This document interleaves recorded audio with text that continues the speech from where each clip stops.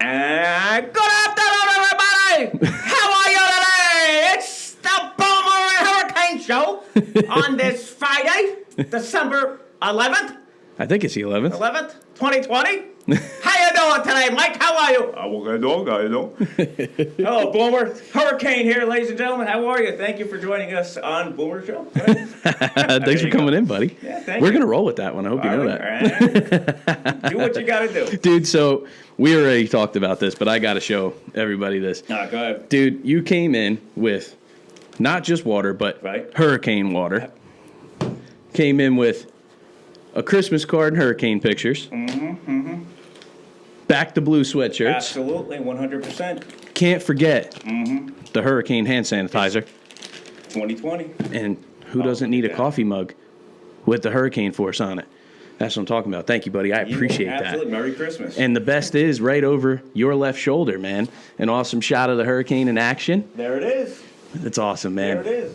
That would be Tim Vandenberg driving. That was the Barnegat Bay race. Wait right a there. second. The world famous Tim Vandenberg. That's right. And I just making me crazy, dude. Tim So Vandenberg. tell me a little bit. We'll kick this off. We'll kick this off with this. Tell me a little bit about how you got started, because when you came in, you did come in like a hurricane, buddy. So what pushed you into this? Well, a long time ago, back in the 70s, there was the Benihana around here.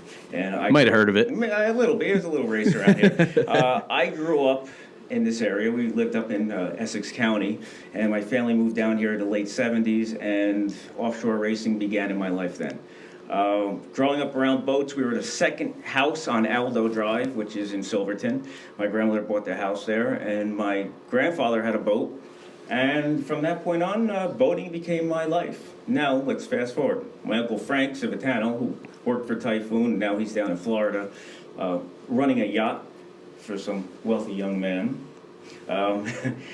got me involved more into the performance racing. Long story short, I've always wanted to race. My whole life, I've always wanted to race. I love boats. My father had boats. He had the Donzi. We still have a 27 Donzi now. I enjoy racing. What was racing then, though? Like, when you say you always wanted to race, what was racing when you found that out? To me, racing was watching these. They're like celebrities, if you would. Right. I go to Point Pleasant. People want pictures. They want, like you felt like, I need to see that boat. I need to see this person. I want to be that person. Like, it was like a local celebrity. But back then, it was the 80s now. And it was Miami Vice. You see the performance boats on TV. You hear the loud noises. You go onto the Point Pleasant beach. You watch the race. You're like, wow, this is cool. And you saw them once and they were gone. And that was the day. We'd go to the inlet and watch all the boats go in and out the inlet. Like, this is awesome. But it was also a family thing. Right. And I think that's what drew me to it, was because looking back now, it was the family aspect of everything that happened. Right. My grandfather, my father, my mother, my brothers, my sisters. My brother still has pictures of autographed pictures of the Benihana. Like what we have now is our hero cards. They had actual pictures, right, and was like, wow, I got Benihanas. This is cool. I got wild turkey. This is awesome. Right. While they're out in the bay, you don't realize it, but they're out in the bay running around every weekend. But during the race, they were like professionals. So to me, that's who I wanted to be. Right. But not knowing later on what it would become. Right. Because, through my career, I went to a military school for high school. My father was a Navy SEAL back in the 60s. He was UDT. Hey, hang on one second. Just pull that mic up a little closer to you. There you go. There you go. All right. Don't be afraid to pull it up to you, man. I don't like to touch the Everybody mic. wants to hear what you're saying. Go ahead. Your father was a Navy SEAL. Yeah, so he was a Navy SEAL, and I went to military school. I want to see if I was going to follow his footsteps. I got to get a drink here and get a little dry mouth here. The hurricane force water. Yep, Category 5. Almost. And long story short, I loved weather. Meteorology, that's why hurricane became hurricane. Went to college, Kane University, now it's Kane University, it was Kane College. Played football there for 1 year, so I was a Cougar, a Kane Cougar. The wife won't wear that shirt. But I went in to be a meteorologist. It was one of the few schools I could play, actually football, Division III football, and study meteorology, because only Penn State was the only other local school that had meteorology, and I'm not, wrong size for Division I football. And football didn't last, and so didn't meteorology, because after seeing how much studying it took and the opportunities, because the Weather Channel was just fairly new at that time, and you know, CBS, NBC, blah, blah, blah, blah, and there was not a lot of opportunity. And I kind of missed, because I went to Catholic school from 7th and 8th grade, then I went to military school, which was uniforms every day. I went to college, people are looking at me like, what are you wearing? You're still cuffing your jeans? I'm like, yeah, what's wrong with that? Like, I had no idea what to dress, because I wore a uniform every day. Right. I missed the uniform. And I kind of like, wow, I like that structure, so I went into law enforcement. So that's what became my law enforcement. Now, where did meteorology come from this? Well, 9/11 happened, and that day I was working, and when the second plane hit the South Tower, they put a broadcast out for anybody who can come over here, get over here. So I asked my chief, who was Michael Erb at the time, and he said yes. So, you know, myself, John Drum, Greg Drux, went over there to the South Tower, and that early afternoon we walked into the World Trade Center, which will forever change my life. Now, I'm a happy-go-lucky guy. I'll take pictures of everything in law enforcement. I take pictures of everything. That day, something, and Dave Minto also told me not to bring, at that time we didn't have cell phone cameras or anything, we just had to take the disposable cameras. I didn't bring it. I'm happy to this day I never brought that, because I don't want to look at it. I can't talk about 9/11 that much. I can't see anything about it, because what we saw that day and the pain that this country went through that day is still, to me, hurts. I haven't been in New York since then. It was a very tough time. I liked how the country came together after that. Right. To me, I felt proud. And I remember I had a Nextel, and I actually called my mother that night and I said, Mom, this is like my personal Vietnam for my father. To me, this was like, I can't believe this is our country. Just seeing completely everything covered in white in New York City. Just seeing firemen laying down, seeing trucks crushed, just seeing things that you're just not right. Hearing alarms go off, like, it was just, it's overwhelming. Right. And as an officer, the worst part about 9/11 was that we saved nobody. Right. I didn't find one body, we didn't save anybody. And I think that's what hurt me the most, even going through all this, is that on that day, we went over there to help, and we helped nobody. Right. And it takes a long time for you to understand that you really couldn't have. Right. You know, it was that big of a disaster. But what made me more reassuring later on in life was that you realized how we all came together as a country, as a world, and we said, you know what, we're going to fight this, we're going to come together, no matter who you are, where you are, we came together, even law enforcement, we came together. And to me, that helped me, because, again, still to this day, 9/11 is a painful day. And then COVID comes. But let's go back to racing. I say this because 9/11 is what started the hurricane force detailing. Well, and just 1 second before we jump right back off that, is something that was so odd to me was to see the morale of New York City that day is extra astonishing, because that is one of the toughest places. Not tough in like tough guy tough as in just tough people. You know, hardened people. If you live in New York City, you work in New York City, there's a toughness about you just to survive going in there every day, you know? Yeah, absolutely. And then to see how that can be stripped away and everybody can be so vulnerable was extra weird for me, because I was maybe five I was 7 years old. Wow. And so at 7, it was odd, because my aunt, when I was a kid, we used to have my Aunt Tony. We used to have Tony and Boomer Day, and she'd pick me up and we'd go in the city, and we would go to Little Italy and get all the cheese wheels that we want, you know, and go do a Broadway show, hit Carmine's for dinner, come home. That's what we did all the time. That was our favorite thing to do, and those towers were my favorite thing. And I got kind of accustomed to enjoying the people of New York City, enjoying New Yorkers. I just enjoyed the way they talked. I enjoyed the way they walked into each other and nobody cared. You know, I just thought it was crazy. And then to be there, I was there September 10th. I was there September 10th, 2001, racing in front of the trade centers, watching my old man run the old Viper. And to see what happened there, and then to see, you know, all the repercussions of it was impactful for a young kid. And just while we're on that topic, it's odd to me that now we have children born after 2001 that are fighting that war 18, 19 years later. It's incredible. You know, it's just it is such a profound time in American history that I feel so many people are forgetting about, you know. You're absolutely 100% right. You know, that day is very difficult and will always be difficult for everybody in this country, for all of us that were there. I don't care who you are. I know people that have went over there with their trucks, their dump trucks, like the Venero brothers. They went over there with their Mark and Bob. They brought their trucks over there to help clean up the debris. I know folks within OPA that were there shuttling people back and forth from Liberty State Park with boats, and it was a truthfully profound is probably an understatement. It was a I don't know what you call that day. There's no word to describe it. Miserable. Miserable is probably as close as you can get. It's something that I think everybody needs to remember, because that was our lowest point. That was just, we didn't expect that. And that was our age's Pearl Harbor. Yes. You're absolutely right. And it changed me as a police officer. At that point, I came in on 95, started living. So I had 5 years in as a cop at that point. Right. And that day changed me, because I'll never forget walking down Canal Street. To my right was John Kelly. To my left was Dave Minto, and then Greg Drux was to the right of John Kelly. And going into the Holland Tunnel through the exit, entering the city through the exit, I remember hearing, as we walk down the valley of death, that's what came through my head in New York City. Right. Because here it is, Canal Street, midnight.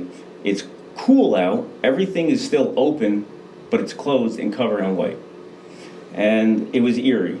And a check, literally a blank check, flew right in front, fell on the ground. I pick it up. I see the name. I looked at it, put it back down because it's history, and I remembered the name. And later on, I went back and looked up that name, and that gentleman passed away from the 9/11 tragedy. And I put my uniform immediately the next day, put my uniform immediately into a plastic encased bag, my boots, my shirt, everything, and put it away. Because I didn't know what exactly we were breathing in. We brought gas masks in. We gave them to the firemen that were actually going into the towers. We got yelled at by one of the fire commanders by going into one of the towers, saying, "You can't go in there. There's still stuff falling, even though the debris is all over. It was mucky, it was hot." They said, "You can't go in there. You have to go to the school, register in, and then we'll get, search and rescue teams." At that point, it wasn't search and recovery, it was search and rescue. And we went over there, and at that point, we were just shot out, because it was just everything visually, everything. The smell was horrendous. The fire alarms that were going off, seeing burnt steel bent through buildings, like in the federal building next door to the South Tower. It's you'll never forget it, and it, again, that changed me as an officer, not because of what I've seen, but what the potential of life can do to somebody, or a community, or a state, or a country, if not the world. And it made me stronger. Emotionally, it made me weaker, because it takes a while to recover. It takes a while. And I think part of a lot of law enforcement is people see us as, you're wearing a uniform, you represent strength and courage and power. I'm the same guy. If I go home and I see a mouse on the floor, I'm the first guy on the table. My wife's looking for the mouse. "Oh, there's a mouse." I'm jumping up on the table. Oh. But as soon as I put that uniform on and somebody calls, "Hey, I got a raccoon in my backyard," I'm like, "Man, I got it. Time to I'll go to take work." care of it." Yeah, it's like, I'm here to help you. But in the same, I'm still human. We're humans, That day kind of made me realize what life is really all about. I mean, I'm only in my 20s at that point. I had an Excel, and I'm giving it to firemen so they could call their wives. Right. And it just realized how vulnerable we are. Right. Here it is, 19 years later, and that's me. Yeah, that's me. That's my Sergeant Mike Herbert. Thank you for calling me, Mike. Hopefully it's not a fatal accident. I'll find out through a text. It's definitely, I don't know. I still have a hard time talking about the World Trade Center, as you could probably, see it in my face. That's where I kind of have to, in law enforcement, you have to realize that what we see and what we deal with every day, you need to talk about it. You really do. Yeah. But you also have to put it away, because you have to go home to the kids. You have to go home to your wife. And what you saw and what you dealt with for that day, you have to now deal with what's going on at home without having that interfere with your day. Right. Or their problems or the kids' problems, because you don't want them to feel the pain that you have to deal with. Right. Because most of the time you're having a good day. Most of the time in law enforcement, there's no issues. It's just normal life, normal problems. You can deal with it. You know, in every job that you have, you can deal with your problems. You know how to work it out. Sometimes in law enforcement, you'll get that point where you have to decide, like, wow, this is a big decision. Right. And you see the worst in people, and you see the best in people as well. Right. And again, 9/11 is one of those moments that I'm still tackling to this day, because I know I'll be 100% over it when I can put on Channel 2 or Channel 4 or any of the mainstream medias and watch the actual ceremonies going on about the fall. And I can't. I mean, I can't watch documentaries on it. It's a painful time. Right. You know, and I think I understand now why my father would never talk about the war. Right. You know, when I was growing up, mainly he was being a Navy SEAL, talking about everything he did. He spoke about the good things, like when John Glenn came down and he was one of the divers that was there to get John Glenn out of the capsule. He was one of the Navy divers. Those were the good things. When you're young, you want to hear about the war. You want to hear. I realize now, mostly 25 years into law enforcement, why you don't. Right. You know, it's because it's just part of life. Right. And you got to move on. But there's a interesting thing there. And just 1 second before I move on, try to sneak your mic up like my height here, up closer to your. There you go. Yeah, just the closer you can get it. Is that thing loose on you? Yeah. Roll the mic. This thing right here to the right. That tightens it so it won't. You actually got to turn the whole mic, and then just kind of kick it. Yeah, there you go. That'll help you out a little bit. So if it falls on you, that's this one. Oh. I have an issue with these things every show I do, buddy. Don't worry about it. But something interesting there that when you said that, I understand why he didn't talk about the war. There's a thing that needs to be talked more about, and that's people that are capable of talking about it. And it has nothing to do with knocking down people that think maybe that they, like yourself, you have a hard time talking about it. It shouldn't apply any pressure to you to talk about it.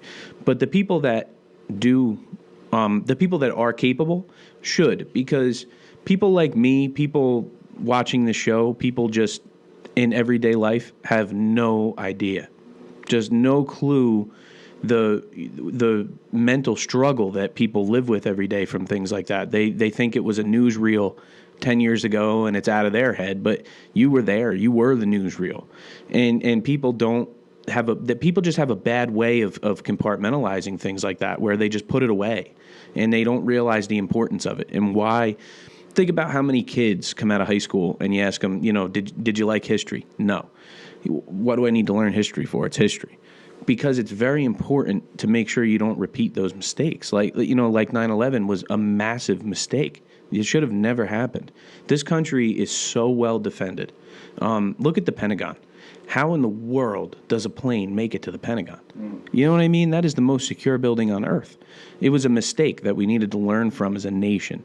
And the only way to do that is talking to people about it, because people really don't know. They don't have that education. You can't, like, sitting here listening to you talk about 9/11, as much as I've studied 9/11 extensively, and I learned something from you that wasn't even in fruition with words. It was your emotion there that I learned something about that day just from listening to you and feeling you talk about it.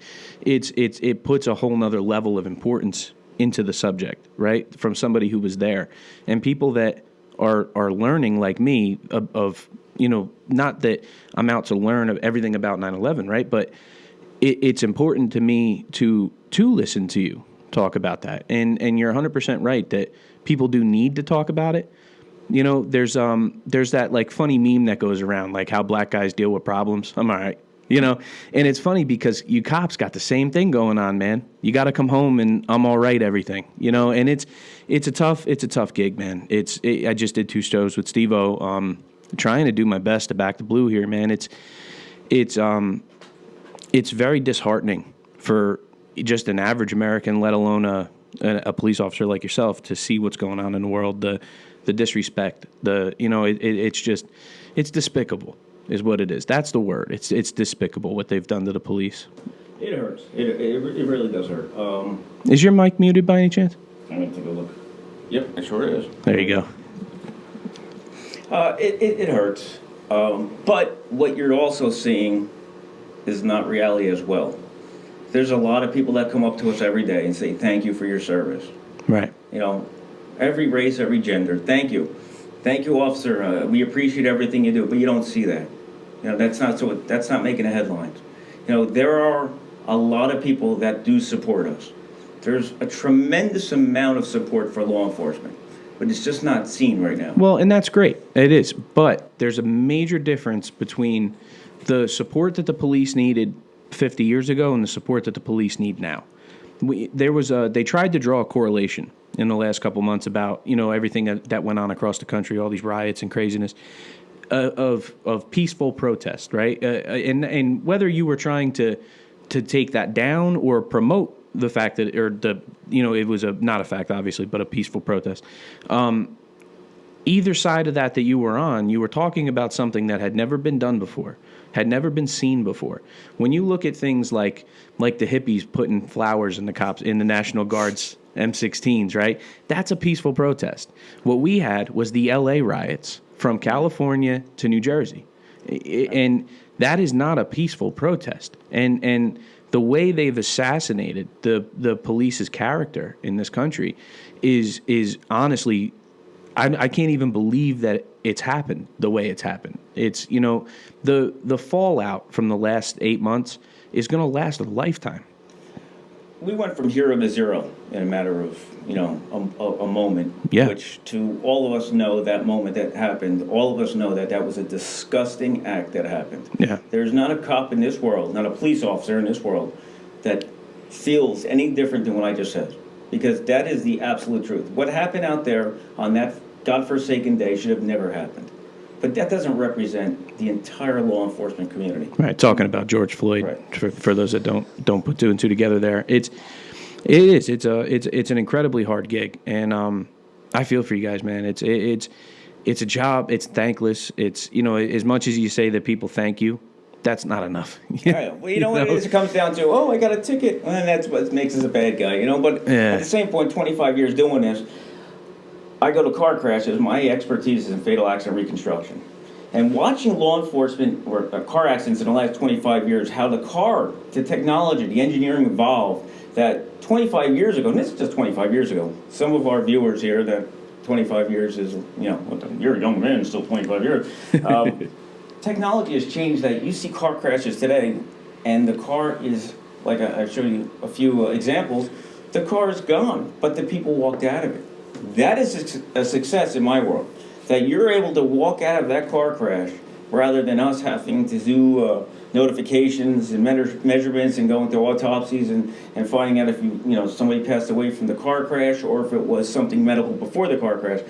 Technology, and that's where law enforcement, people don't understand that part of our job, mostly, like I've been in traffic division for 18 years, and in my area, it's all about safety. And if I can make somebody in that town safer, in that location safer by reducing speed, by adding speed humps, by, doing more enforcement or having more, visual enforcement, perception. Everybody knows when you go on the parkway, you know where the trooper spots are. And it's funny, you're going 80, 85 on the parkway, you get up towards Hazlitt 114, the trooper stops on the left, everybody starts slowing down, you get up to 170. That's good because you're actually slowing people down, you're reducing speed. And then one person who doesn't know and they get caught, and then, hey, the cop pulled me over for doing 90, everybody's doing 90. Yeah, okay. Education, to me, is being able to take what I know, what I can do, and making the community, the state, the township, the county safer. And that's the most important part to me. It's not about summonses. Cops are not, yes, there are cops out there that, the old quote, they would write their own mother a ticket. Yeah, that happens. That's in every department, every county, every state, every sheriff's department. That happens. But law enforcement is there to help. And again, summonses aren't made. We don't get paid to write tickets. We don't know. We are there to make the community safer. And I think that's where people get the perception of why cops are the way they are, because we just want to help everybody go home at night. We want everybody to be safe. We want the kids to be able to play. One thing during COVID, and I don't understand this, sidewalks have COVID because everybody's walking in the streets. The sidewalks are empty, but everybody's in the streets, and everybody's complaining, these cars are speeding. Well, you're in the street. So to me, it's just like, wait a minute, what's going on here? Walk on the sidewalk. No. So, law enforcement, it's a changing career like everything. It's tough times for us, yes. We'll get through it. Yeah. Education will be a big part of the law enforcement community in the future, and I do believe we do need more education and more training with a lot of things. I think sometimes we get away from things because it just, it doesn't fit into criteria, but I look forward to the future of law enforcement, mostly with the newer guys, because now they can communicate with a younger generation, where the older generation needs to understand that these guys know what they're doing, and let's get them educated and trained. Yeah, but there's a very, very important thing there. The new guys do need to take some of those small cookies from the old guys, because, like, I can remember being a kid. I think most kids in America went through the DARE program, right? And just the guy that happened to run the DARE program at my school happened to be a dynamite dude. And I can remember, like, growing up through high school, and you'd always see him and be like, that was the DARE guy, and, like, he'd pull you over and he'd be like, what are you doing, and then like, shit, I failed him, It's like, and every time he'd offer a ride home, and, like, it was just very old school, very, it wasn't about the pushing the tickets and the driving up the revenue, and Right. it was just about taking care of his community, and that's really what the job's about. I understand that there's a lot of politics that have woven their way into it. I understand there's a lot of influences that have woven their way into it. But at the end of the day, the job of a police officer is to protect, serve and protect.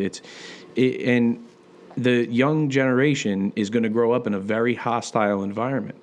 And it needs to be passed down the line that we're not your enemy. Right, I agree. Yeah. Absolutely, I agree 100% with you. It takes a special person to do your job. It does. It takes a special person at any level to acquire more power than another human being.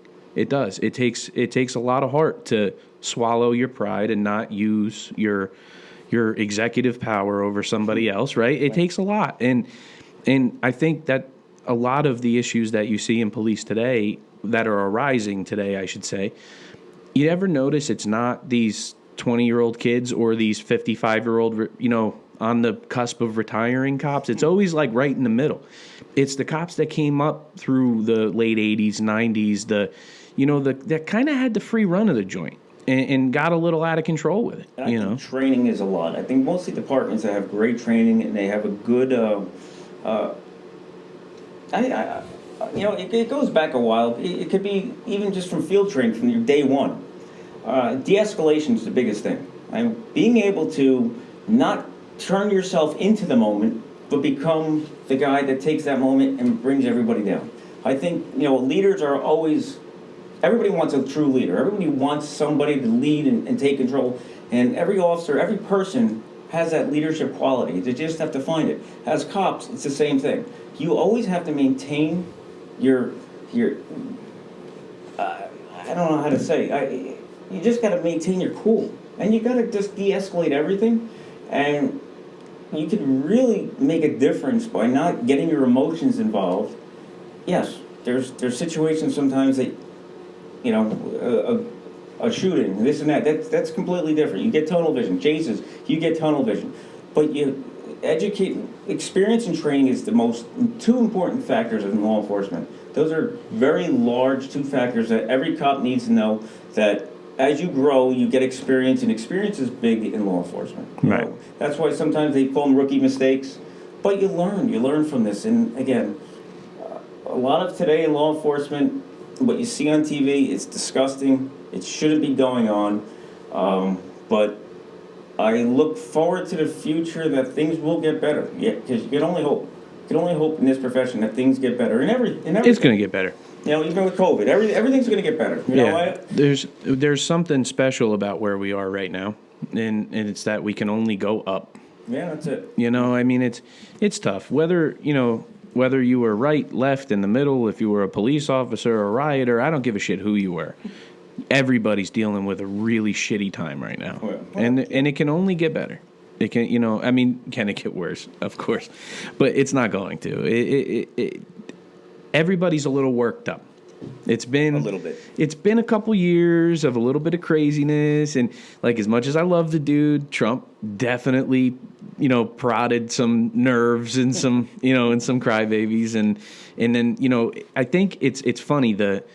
I've been talking about this tribal instinct for years, and everybody laughs at me when I say it, and you're finally seeing it, where people have this burning desire to be on a team. You know what I mean? And like as soon as Trump got in, there was the Trumpers and the anti-Trumpers, and it's just hilarious to me, like because you're talking about a flash in the pan, man. Like I love the guy, I love what he did. That's just my personal opinion, but it's done in 4 or 8 years. Right, yeah. It's not forever. It's not. You know what is forever? When you burnt down your neighbor's grocery store when you were in the middle of a riot. What's forever is when you drag a guy out of his pickup truck and kick him in the head and kill him in the street in front of his wife. That shit is forever, and it's got to stop. It's got to get better. Well, I can tell you one thing about here in New Jersey, that during the heat of this in the late spring. Is that thing falling on you again? It's falling. Dude, pick it right up in front of your face. Take this black knob and twist it until you think you're going to break the fucking thing. I guess this is post-editing right here. Nah, it's cool, man. Dude, look, this show, it was never intended to be something serious, buddy. We got serious pretty quick here. We're just in here having fun. Mike, how you doing, Mike? Okay, dog. Hi. So, in talking about getting better, let's get better. So, while we're on the topic of police, you were involved in something pretty awesome when I first met you. Oh, was I? Yeah, man, that TV show Jacked. Oh, Jacked, that was 2000. That was early 2000s. Yeah, my memories. I'm losing my memory. So yeah, it was in the early 2000s. Yes. Yeah. Yeah, the Auto Theft Task Force, Essex Union Auto Theft Task Force. Well, yes. I remember walking in and meeting you in your shop there in the Hurricane headquarters, and I just thought what you did was awesome, man. And so why don't you explain a little bit about what that show was for people who didn't see it? Well, prior to the show, there was this organization up in Essex and Union County. It was called, going after stolen cars. It was the Auto Theft Task Force, Essex Union, ATTF. And really, all of your job it was based by 2 counties in New Jersey here, recovering stolen cars. And sometimes you'd be running plates and they're right in front of you, and then you have to tactically recover the car. It became later on to a TV show, which then later became another TV show, which I think it was, I forgot the name. One of you guys will remind me later on. Anthony Trader and Ullman, who were on this show all the time, you guys will remind me. A hot car or something like that. But Jack became an A&E special. And it was really a time, and it's starting now. So let me give you a warning for everybody out right now, because this is true, and I don't care where you are. What's going on right now in the world, and I'll give you a little, law enforcement update. Lock your car doors every night.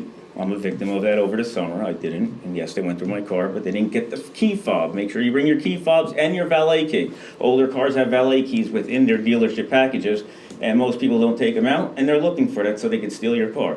But now they're going to the point where they're walking up to your front door and seeing if it's unlocked. And they're walking into your house just wanting to get your car keys. This is what's going on right now.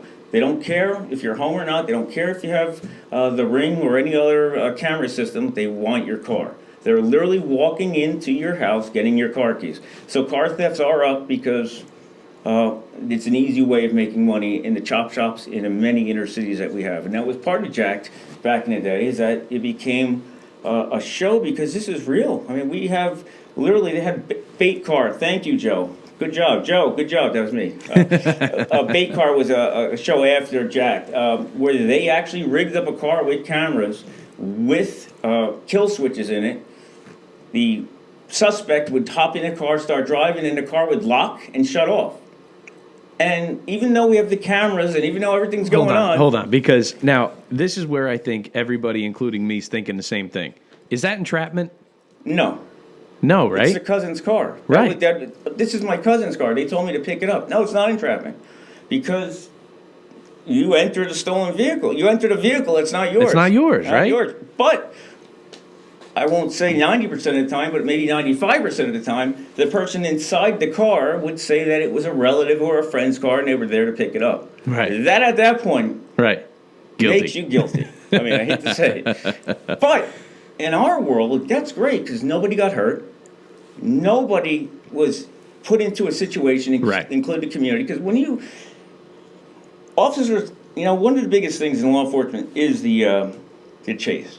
Right. And unfortunately, some pursuits end up in a very bad way, car crashes. It's not the last thing you would ever want.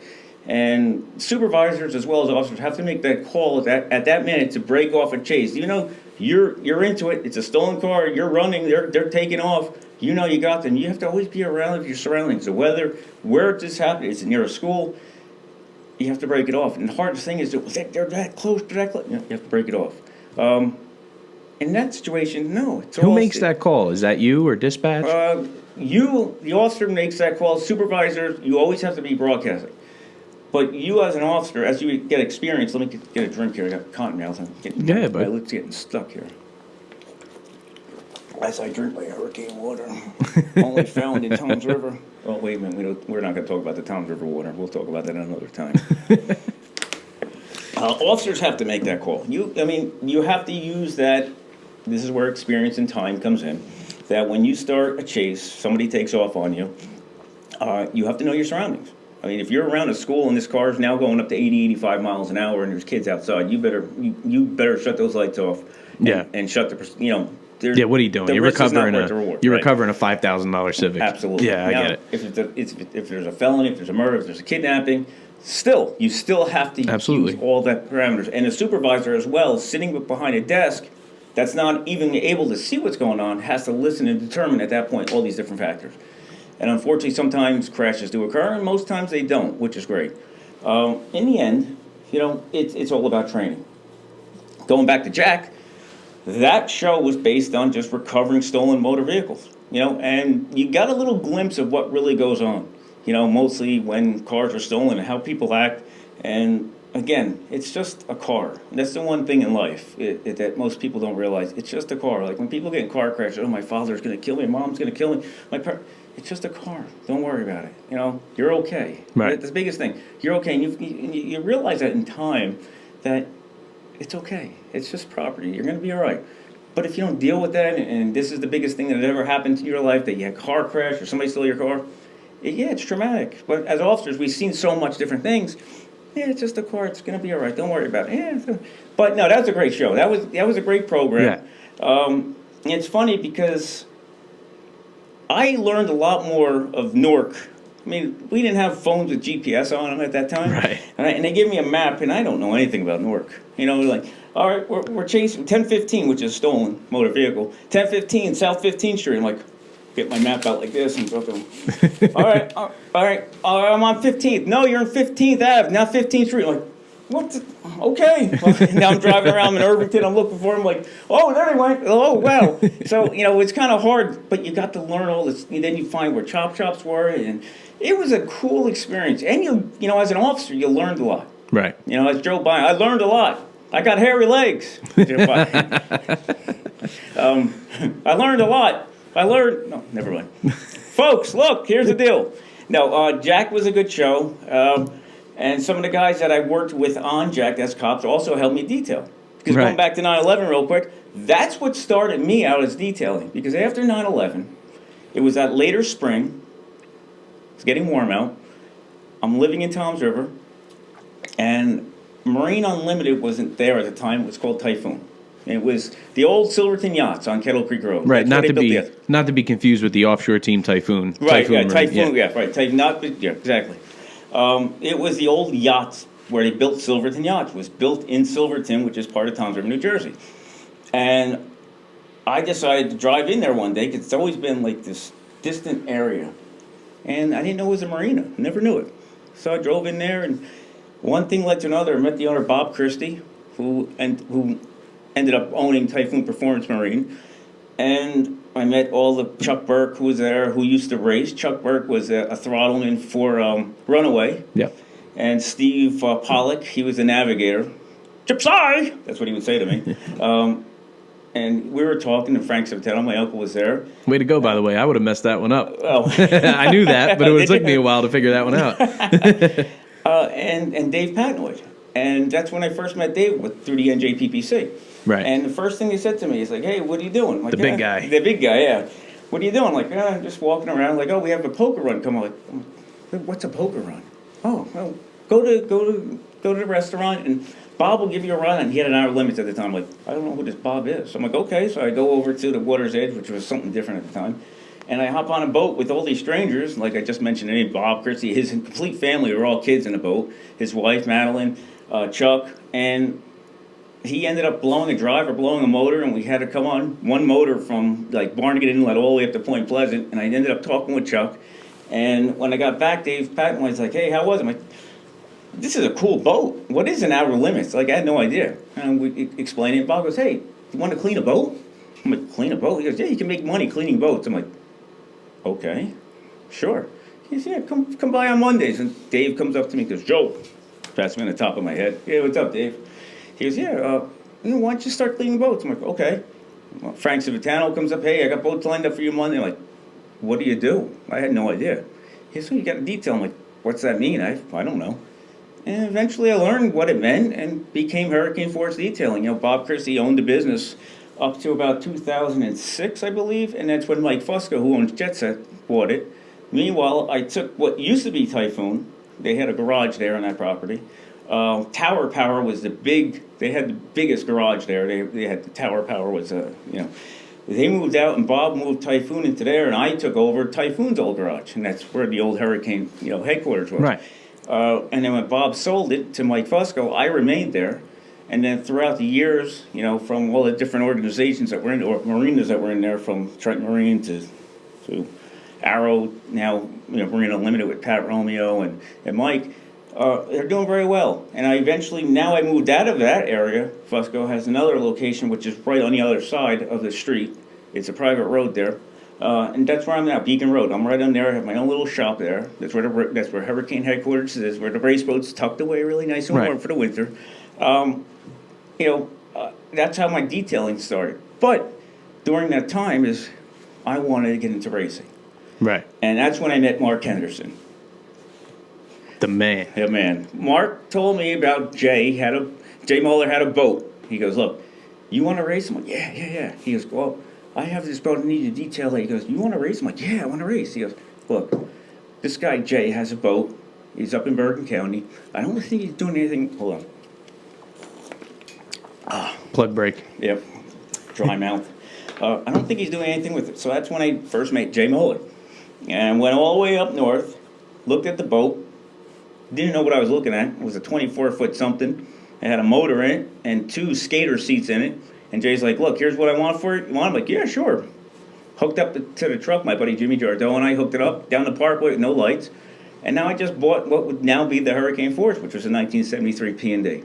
Not realizing later on how many people were actually working on that boat prior to me even buying it. When you got it, was it orange? It was orange, yep. So I watched that boat go together. There you go. It went together right here. Did it really? Yeah, Waltman and Muller had a shop right here in Lightning Jacks that they used to have, together for a little while over here, just doing race stuff. And, and I'm pretty sure I watched that boat go together. That's interesting. I never put 2 and 2 together. And Waltman would come up to me and goes, hey, I worked on it. I'm like, who are you? Like, yeah, I didn't know for who sure. He was They time. built it right here. Yeah. And he's like, oh, I'm glad to see you got the boat. Like, he was, shit. yeah, that's the boat. That's that awesome. was the boat. They were all mad that I painted it. Right. Then after I painted it, I get it wrapped, which is a funny story for my very, very, very first race with who became the man who needs no introduction to the OPA. The Alan Pettit, the 5,000. Alan Pettit. What? What, bro? What? Nothing out. What? Whole nother story. Nothing. Al, I love you. Al. Time out, Al. I love you, buddy. You know that. Take it easy, Al. We have microphones, and that's another stuff. I sing during racing. Your dad would probably tell you that. I was the first race boat with a radio when it, here I am rocking like a hurricane after the East Tawas race. Right. Your dad, this is cool. I'm like, yeah. Al used to like yell, and I have to lower the microphone. Bro, are we over 70? I'm like, 82. Yeah, Al, we're under 70. Okay. But yeah, that was the boat, and Bob Christie hooked me up with a guy named Ron Potter, who built a motor for me, Potter Performance, and that's what I still currently have in there. It's been running good up to the last race, which was Lake Apacong. I don't know what happened after that, but, I still have to pull the motor out.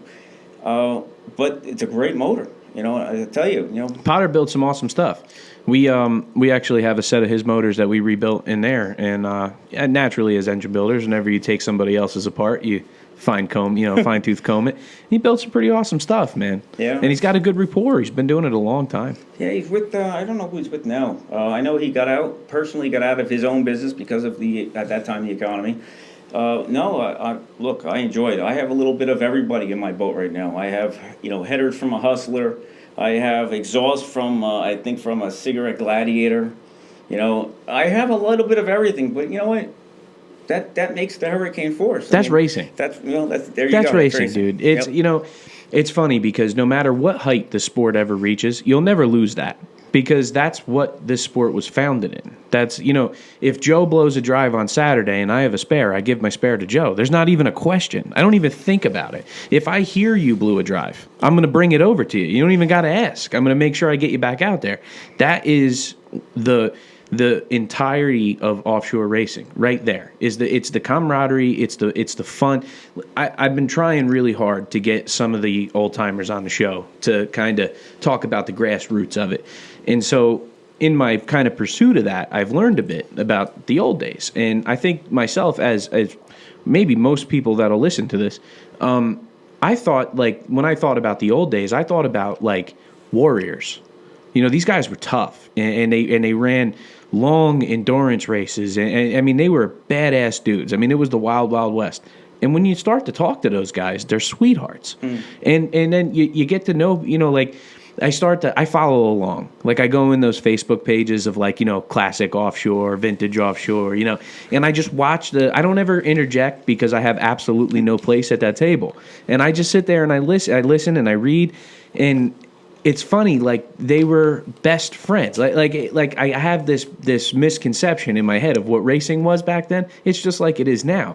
And you're never going to shake that. That's amazing. You're never going to shake it because what rises to the top is organizations like OPA where you're not out there for the benefit of yourself. You're out there for the benefit of the sport. And you attract people that feel that way. And it's one of the things that gravitated me towards you immediately when you started racing was that, like you said, I was the first, one of the first guys with a radio on the boat. I think the first guy was Nick Scafidi. Oh, yeah. He had, I'll never forget it, man, 2000 and I believe 12, we ran the Jupiter World Championships on the east coast of Florida. And we got down there and Nick and his driver had a little bit of a tiff or whatever. And here's 16-year-old me. Nick's like, you want to run a boat? Sure. Showed up Sunday morning. Dude, he had AC/DC on I remember the old iPods he used to plug in and leave them in there. They would just come on and loop. He had one song, and it was, I believe it was It was either Thunderstruck or Hell's Bells. And it played on a loop the entire time we raced. But you might be the first or the second. But that's what brought me right to your camp, was that immediately I saw that you were there for the right reasons. You're there for a good time. This is supposed to be fun. I enjoy the competition as much as anybody. You don't make it in the sport without that kind of killer drive, But you can't lose sight of what the goal is to go there and live your dream and have fun. I dreamt of one day being in a race boat the same way you did, and it's just so cool. And to be able to break into the sport the way we did. I got in Class 6 the same way you did. And I think, truthfully, that is the best way to get in the sport because I raced against, I can say with absolute honesty, the most awesome people I will ever meet in my life. It's awesome. It's the God's honest truth, man. I mean, nobody watching the show will know this because we're dinosaurs. But your first or second year racing, you ended up putting my old man in a driver's seat. Second year. Second year, yep. Mm-hmm. Right? And I just, Joe, I got to tell you, man, because that's something I will never forget, is the start-finish line picture of East Tawas. I loved it. Dude, at that point in time, me and my brother had a pretty good handle on that green boat. And then people had all to do to come get us, And you threw the old man in there, and I got to tell you, that was the first time in my career where I was shook. I was like, there's nothing I can do to get this guy off me. And it's my old man. I know who it is. I know what he does. I know what he's about, and we're running down into turns and I'm like, there's no way he's going to put it in there. And he puts it in there and he's inside me. And I'm like, motherfucker, right? The first time in all the years I've been racing, it was that was the first time where I was like, I can't get this guy, You scared the shit out of me, Joe. I didn't think I was ever going to beat you. I'll tell you, I raced the first year with Al. I had a great time. And the first race was Ocean City, Maryland. First race, I'm going out in the ocean. I'm like, this is going to be great. First lap, the whole dashboard ends up on Al's lap. The whole dashboard's on Al. We got to go in. I'm like, now, Al, it's my first race. Next thing I know, the side of the boat, the wrap is off. It ended up in somebody, I know whose sea strainer it ended up in, but I'm not going to say anything. It wasn't my fault. I didn't put the wrap on. Ended up, and they got knocked out of the race for it. They were fine. They didn't blow a motor. But it was a great race. And I didn't know what I was doing. Al had no idea. I heard more yelling and screaming than anything the whole race. Loved that whole year. And then the next year came up. There was little complications with me and Al, with nothing personal. It was just that scheduling wise. And your dad, I look, I don't have somebody. And he's like, I'll jump in. Yeah. I learned so much from your father. Even through going up to the last year racing with him, he would jump in for me, and I always felt like, God, I feel so bad he's jumping in here. Like, he's so busy as a president running his whole. No. But he was more excited than I was. Nope. Like, I almost passed out in Falls River. The last race that we had in Falls River, I'm like almost blacking out. He's like, go, go, go. I'm like, when did you start? 2012, right? Yep, that's the Amsoil series. Yep. Watch that beginning of that show when you and I are neck to neck. Yes, St. Clair. St. Clair. And Yep. I love it because that's the last time I ever had to lead. Well, almost, because fast forward to 2019, we raced against each other again in Falls River when I was running with Mike Bocchino in the You Gun Learn P&D. Right. Yeah, and we had another war there. If it wasn't for Specialized spinning out in front of us. That was a great war. That was a good fight. That was a good battle. And it's funny because I try very hard not to pump my own chest, and especially, my family's, but, the guy is a maestro. And I've seen it my whole life. There's nothing that he can get in that he can't drive and can't drive competitively. I mean, better than anybody else. And it blows my mind. It baffles me because there's no thought, there's no practice, there's no testing, there's no leading up. He just gets in and goes, right? And you see it. He's been in your boat. So I can tell you this from where I'm sitting. I've been racing since 2009, so I've been racing 11 years. I started racing with my old man in 2018. I thought it was my first day. Wow. Dude, I got in the fountain.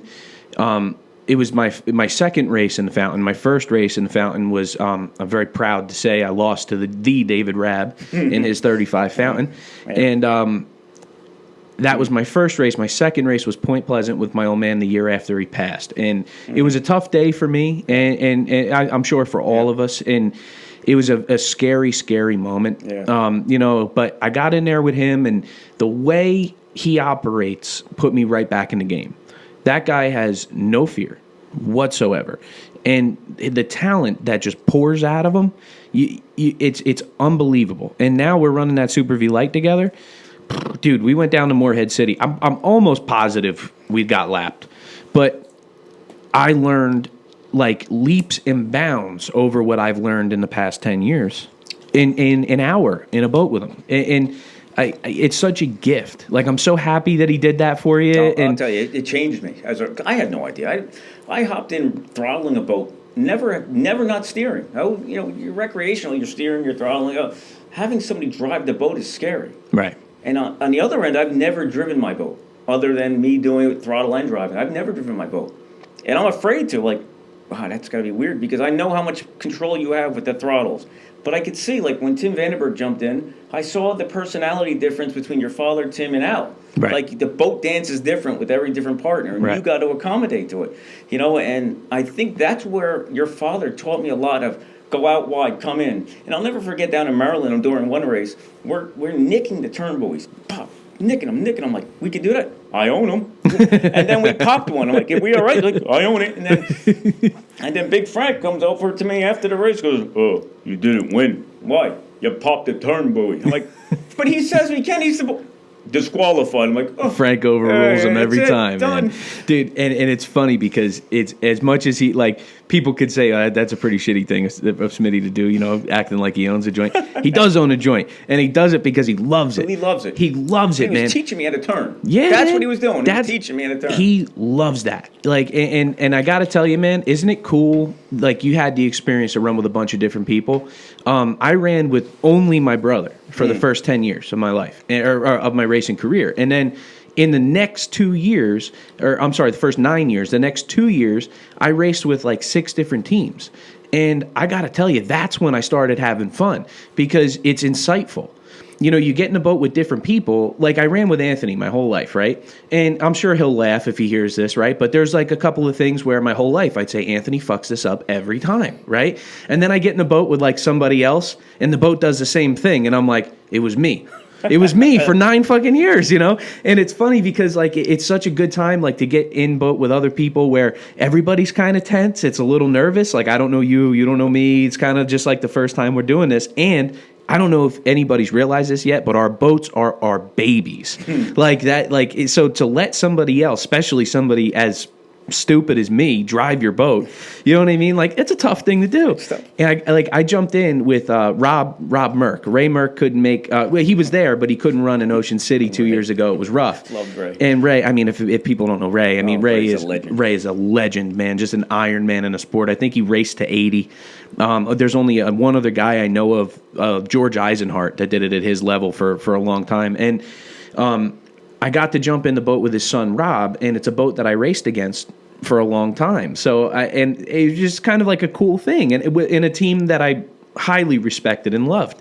And we went out there, and if you've ever seen Rob Merck walk around the pits, you would never assume that guy's an offshore powerboat racer, right? Very soft-spoken, respectful, very, you know, like, he's come up to me, we raced against each other for 10 years, you know, so there was absolutely times where I had to pinch him to get in where I needed to be, or, you know, that's racing, right? And he'd come up to me and be like, you know, that move in turn 1, and I'd be like, nah, man, come on, it was clean. He'd walk away, you know, like, he's just non-combative, non-confrontational, you know. I get in the boat with him, the guy's a killer. Killer, man. We're out in Ocean City. It's 6-footers. I'll just tell a racing story, man. I think it's been a while since I told a racing story. I need it. I'll settle one in. So we get the green flag. We're running Class 6. It's us and Smith Brothers check out to the lead, right? And I'm like, deja vu, man. I did this my whole life. I love this, right? And I love Rich and Pete. I'll run with Rich and Pete any day. They're awesome. They are the best people. So we're heading down into turn 1, and we're catching the Class 5 fleet, right? So we mow down the Class 5 fleet. We get up to John Cohen in the Cisco. Now, that's the boat that I actually race against in my own boat in Class 5, right? So I'm laughing. I'm like, look at this. I'm getting Johnny in a Class 6 boat, right? We get up to Cohen. We're running with Smith Brothers, and Smith Brothers, typical veteran boat racers, right? They get up to Cisco, and we have plenty of speed to get by them. They were having a problem with the engine, and they pulled off and sat right next to him. Wow. And it makes it impossible for me to pass you, right? Wow. I mean, just smart, veteran, cagey warriors, right? And I'm like, fuck, you know, I got to get these guys. Now, like I said, you don't get very far in offshore powerboating or offshore powerboat racing without a little bit of that killer instinct, right? Well, it was like the second lap, turn 1. I'm sitting behind Smith Brothers. I felt super comfortable in the boat. Rob was running it like an absolute killer. And I know over the course of this race, I can probably get him, right?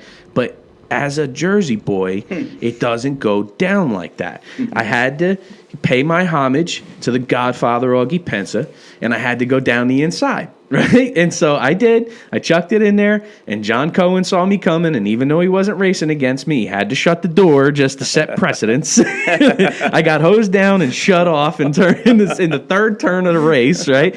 And when we got into the dock, I mean, we recovered. We mowed down the boats between us and Smith Brothers. We got the boat running again and still finished second.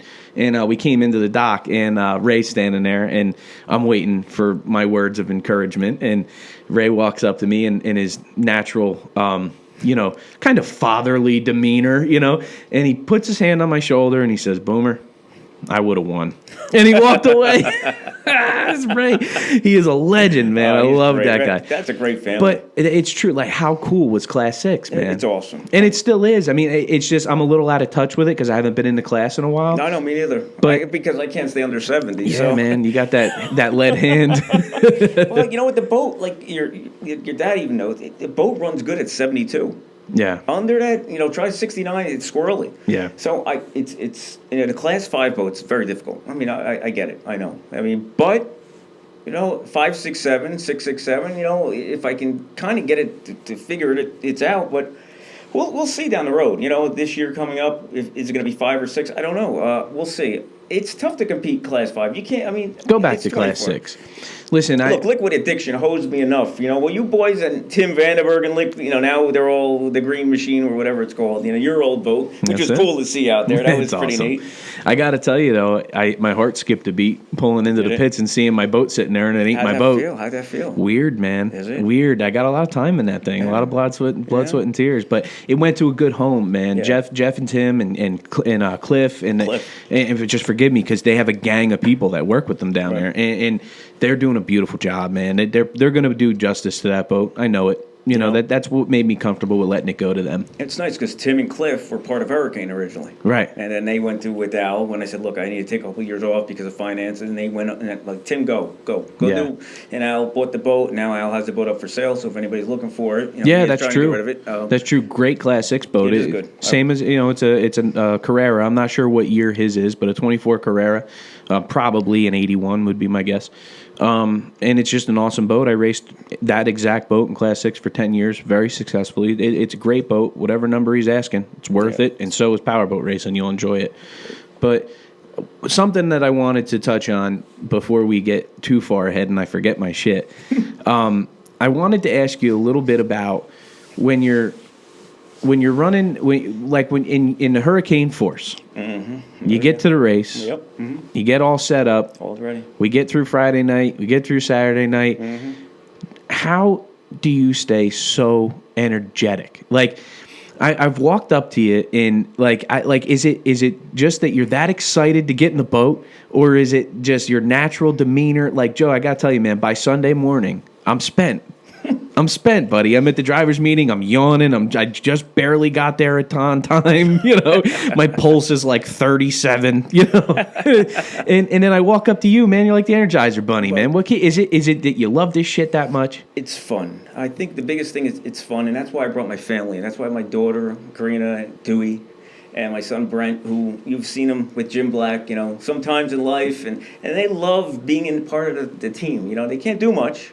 They jump in the boat, they'll help as they're growing up now. My son's 13, my daughter's 11, going to be 12. They're part of this. And it was your guys, your family, that really, when I first started, you were the family. Like, you guys were there. You're all family, all there. I'm like, I can do this. Yeah, there's a few of us. There's us, Saris. I don't want to start naming names because there's like the Lowers, the Mullers. You didn't mention me. Yeah, I mean, there's a million of them. Yeah, there's a lot of us that do this as a family, and I appreciate that because it is a lot of fun. It was a lot of fun and is still a lot of fun doing this as a family, and that is awesome. And my wife is the boss lady. That's her name on the shirt, boss lady. She's the boss lady, and you know what? And she enjoys it, and even to the point where, like, a couple years ago, I went out to Hurricane fell. I went out to Michigan, and Rob Hartman was going to drive for me. So my wife's like, "Look, you go out." Jeff gave me a truck to use, and I towed the boat all the way out to Michigan. I put it on the hose before I left. Ran great. Battery seemed like it was dying a little bit. It'll be all right. Put in the water. Boat started right up. Then it stalled, and then it started smoking. And Rob's like, "What are we gonna do?" I'm like, "I don't know. I don't know." Then it wouldn't start. And then the boys from Liquid Addiction says, "Joe, I wouldn't race it if I were you. It looks like something's wrong." Now, something in my head at that moment, because it was live streaming on TV. We had, I think, a 2-hour delay or an hour delay for all the ships coming up the St. Clair River. And it ended up being a pulley, like a $25 pulley that ended up being it. But in my mind, when everybody's talking me out of, "Don't do it, you're going to blow up the motor if you go out there," I'll never forget a race when I had your dad in the boat with me. And I opened up the hatch, and I had no dry fluid in the reservoir. And I went, "Oh, no, I forgot to fill because I had a leak."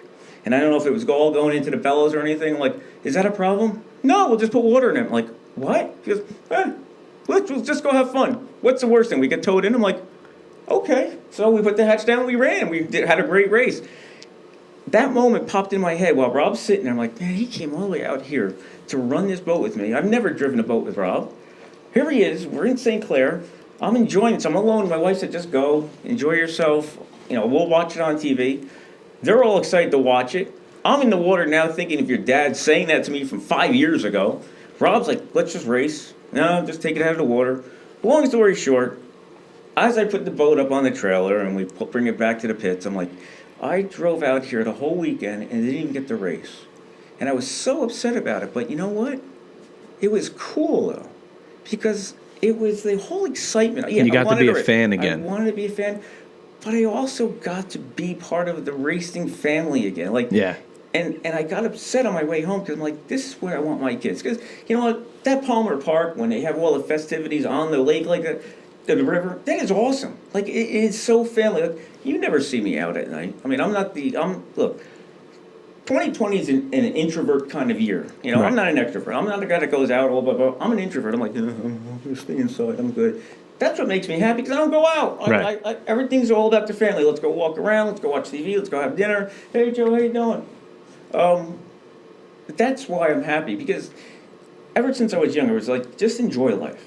Because life has enough headaches in your way that even though I'm insecure at times and I worry about things that are going to be a year away from now, the reality is you just got to take the moment and enjoy it. Yeah. I think that's the most important, that enjoy what we have. And when I have that boat and I have my family with me and we're all together, to me, including the boat family, that's the best.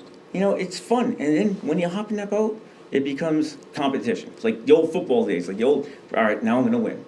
And I'll never forget my first year with Al. Here we are racing. I go, Al, we're getting lapped, bro. He's like, what? I go, we're getting lapped. He goes, no, we're not. I go, I think we are, Al. He's like, what? I'm like, nothing, Al. Never mind. But you learn from that. My brother teases me all the time about my famous line after my very first boat race. My very first race was Ocean City, Maryland. We went there with a 5 on the boat, wound up in 6 because it was obviously not a Class 5 boat, right? And we went out, we raced, and Chris Rindle was there in full force. There was 3 or 4 bat boats in Class 6 at that time. Wow. I watched all 4 of them lap me about 5 times. We were sitting on the rocking chairs out front of the beautiful Atlantic Hotel, Ocean City, Maryland, and owned by Bill Purnell, who raced Wanted, the 36 SIG canopy, purple beautiful. And yellow, beautiful boat, awesome dude, great hotel, Wild Bill's out front. See him, Ocean City, Maryland, Bike Week.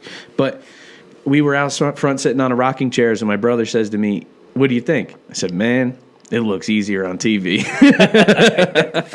I feel you, man. I feel you. It's tough when you first get started. I remember Lang City Race, man. I'm out there and we're running and Tim and I are just getting our butts kicked. We're just getting our butts kicked. And my wife was watching it from the Trump Tower around it, and afterwards I go, there's the race. I go, wow, you can't really see it. I go, it looks calm out there. She goes, oh, it looks pretty calm. I go, no, I remember one moment I look back, I don't see a boat. Next thing I look again, there's Geico right there. I'm like, oh my God. Yeah. It's crazy. What you like, Point Pleasant's classic for that. Point Pleasant, when you're on the beach and you're looking, it looks like, wow, it's not that bad until you don't see the boat anymore. Yeah. And most people don't realize that. No, that's look at it from going west, look east, looking west. No, it's tough. It's it's. I'll stick a picture up in the podcast right here for everybody watching. But I have a photo of the green boat in Turn 1 in Point Pleasant, high enough that you can see all of Point Pleasant underneath it. Wow. And I show that photo to the amazing Ron Poley took that picture for me, and thank you, Ron. Hi, Ron. And I show that picture to all my buddies when they ask me what it's like, and I'm like, dude, it is the most out of control thing you'll ever do in your life. But once you figure out how to control it, you'll never stop. Yeah, and you see it, man. This Class 7 thing that's come about in the last 10 years, man. Holy shit, what an awesome class that is. That looks awesome, dude. Bro. There's the new blood that comes in is my favorite part, right? There was these kids that came in, James and I can't name them. Shit, I'm bad with names lately. But they came in running a 22 progression called Naughty Boys, and my buddy Joey Riley, who runs the other 22 progression, formerly known as Shadow Pirate, now Team Progression. he was running, or he couldn't make it. Had called me, said, "I'm sending a few of my buddies down. They got a progression. They want to race. Just point them in the right direction." So I walked up Sunday morning. This is the first time we ran Moorhead, September 9th. And it was interesting. I walked up to the truck, and I'm expecting like a super excited, brand new team. And I walked up to the truck, and man, they look shit scared. I'm like, well, not a bad thing. Right. The bad thing is when people go out there overconfident. And they went out there and they kicked ass, man. They won their first race. Wow. That's and awesome. I was standing out back of the bar after the awards, and I saw them come out of the bar. And there's nothing better than that brand new, wide-eyed, first checkered flag. There's just nothing better than that. There's nothing like that is just so cool to me. And to see Class 7 grow and to see so much of that, it's just so awesome. It reminds me of our Class 6 days. That is unbelievably accurate. You know what? I saw many years ago, Tim Sharkey had a bullet boat. He's working on bullets today. He's found this new dream of bullet boats. Good job, Tim. Keep working at it. And I watched him doing a poker run in this looked like a 12-footer. And it probably was, yeah. And he's like in the air. I'm like, oh my God, who is this guy? Later find out it's Tim Sharkey. Does great photos. Tim's a great guy. Good gentleman. Good person. Good friend. I can tell you throughout this 2020, Tim has been there for me because it's been a tough year for everybody. But Tim's a great guy. Yeah, he's awesome. So I call him the eye of the hurricane because of the lens. So he takes great pictures and he works with me a lot. So thank you, Tim, for that. And everybody else who takes pictures as well. But the eye of the hurricane is Tim Sharkey. Actually, my hero card with the sandy seaside bridge in there. I have people in Michigan that love that. When we go out to when I went to St. Clair. People were like, what is that? And I had to explain that was damage from Sandy with the hurricane, looking at their skulls and everything. But I watched that nut back during the NJPPC days and the poker runs, running that, and I correlate that with the Class 7 guys. Well, that's his design, right? It is? Yeah, Sharky. I do. I'm really? Almost 100% sure that that's his design. I think he's hiding that from me. He created. I'm pretty sure that Bullet was his product. Tim, are you not telling me something?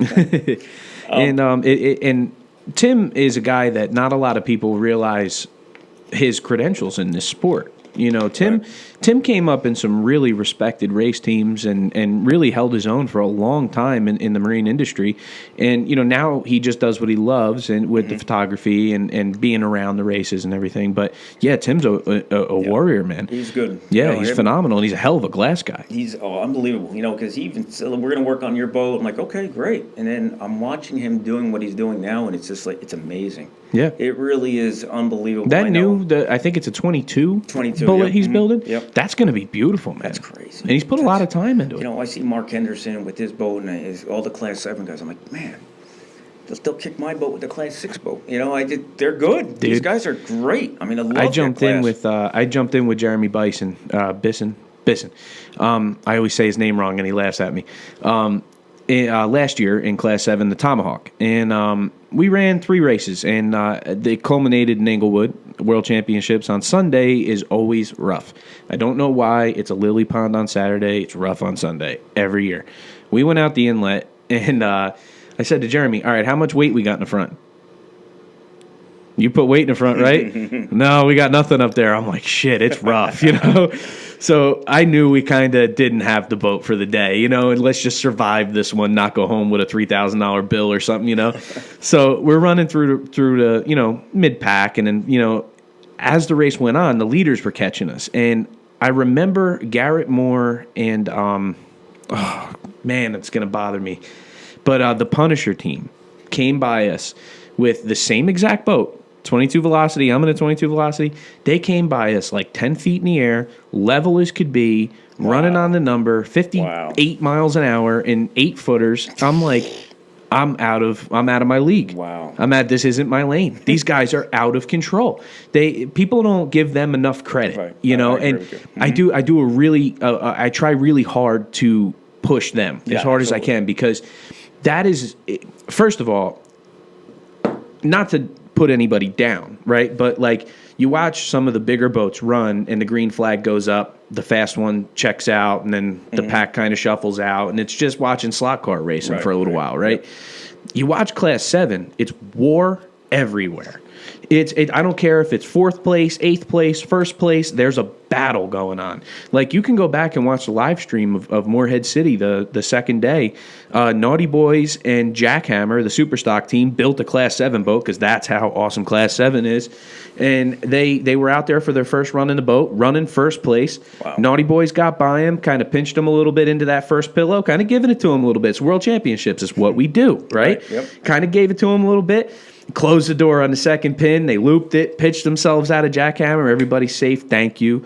I'm so happy that things safety and guys just being more level-headed now has really prevented a lot of bad situations. So thank God, we had a bunch of situations in Morehead City. Everybody walked away unscathed. Wow. But you watch that Class 7 race, and I hate when I talk to people about it, and you get that monotone kind of, so they're 60 mile an hour, 22-foot outboard boats, and I'm like, you don't understand, right? He's like, and they only run 60, like mine runs 90, and I'm like, yeah, they can all run 90, but you can't race it at 90, you know what I mean? Right. Yep. Like to try to and you just can't get it through people's head, and then all of a sudden they see it.